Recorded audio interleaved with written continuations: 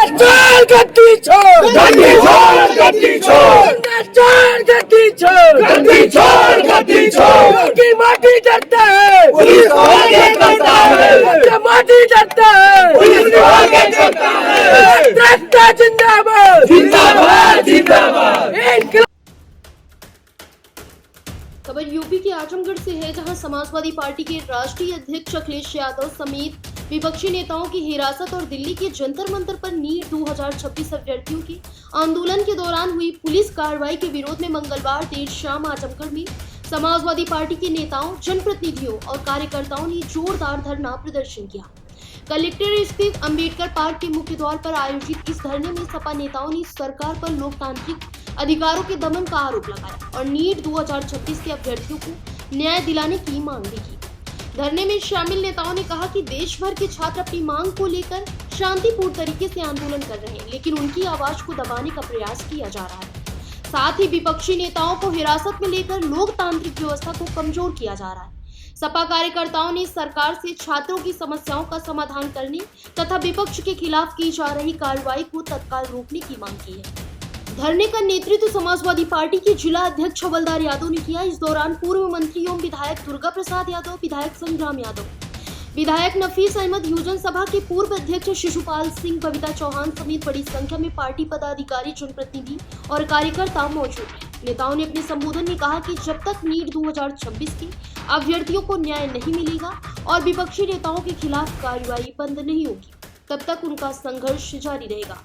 प्रदर्शन के दौरान सपा नेताओं ने केंद्र और राज्य सरकार पर लोकतांत्रिक संस्थाओं के दुरुपयोग का आरोप लगाते हुए कहा कि छात्रों और युवाओं के भविष्य से जुड़े मुद्दे पर सरकार को संवेदनशीलता दिखानी चाहिए।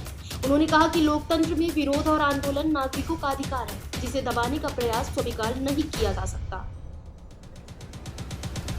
ये मोदी की सरकार तानाशाह हो गई है और उसका संविधान लोकतंत्र में विश्वास नहीं है और किसी भी मुद्दे को वह लोग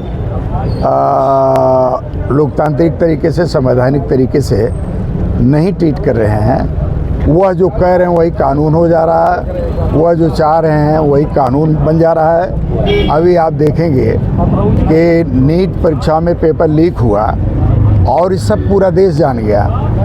तमाम लड़के, उसमें 25 लड़के आत्महत्या कर लिए और उन मुद्दों को लेकर के लड़कों की यही मांग है कि जो शिक्षा मंत्री हैं वह इस्तीफा दे दें, धर्मेंद्र प्रधान जी इस्तीफा दे दें। ये इनके चलते 3-4 बार नीट की परीक्षा लीक हुई है और तमाम पूरे देश प्रदेश में 90 परीक्षाएं लीक हुई हैं। इन परिस्थितियों में धर्मेंद्र प्रधान को इस्तीफा देना चाहिए।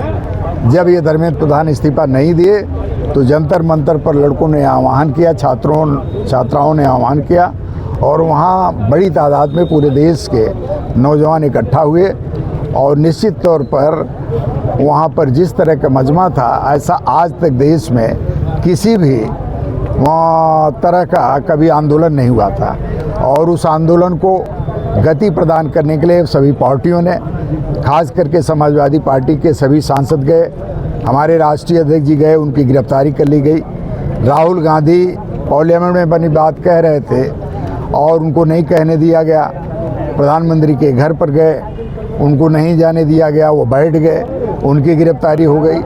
तो निश्चित तौर पर यह देश तानाशाही के रास्ते पर जा रहा है।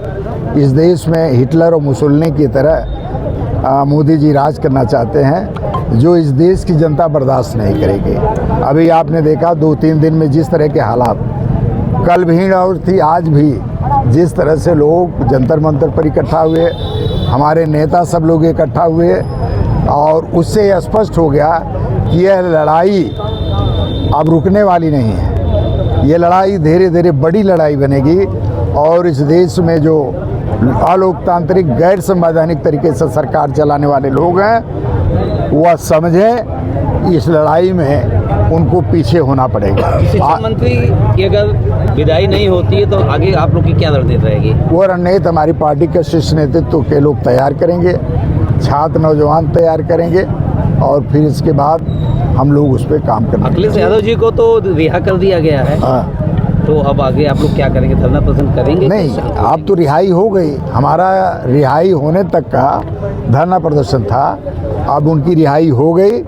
तो आगे आने वाले दिनों में जब पार्टी का कोई आह्वान होगा तो हम लोग उसके अनुसार काम जिस करेंगे। हिसाब से युवाओं के पढ़ाई पे ठेस पहुंच रही है उनकी चीज़ें, उसको लिए किस तरीके से सरकार और क्या आप लोग जी रहेंगे आप लोग? नहीं, नौजवान तो बिल्कुल दिशा भ्रम हो गया है, दिशा भ्रमित हो गया है। आज आप बताओ, वो परीक्षाएं दे रहा, वो परीक्षाएं लीक हो जा रही हैं, शिक्षा व्यवस्था चौपट कर दी गई है, सामान्य परिवारों के लोग अब शिक्षा नहीं ले पाएंगे।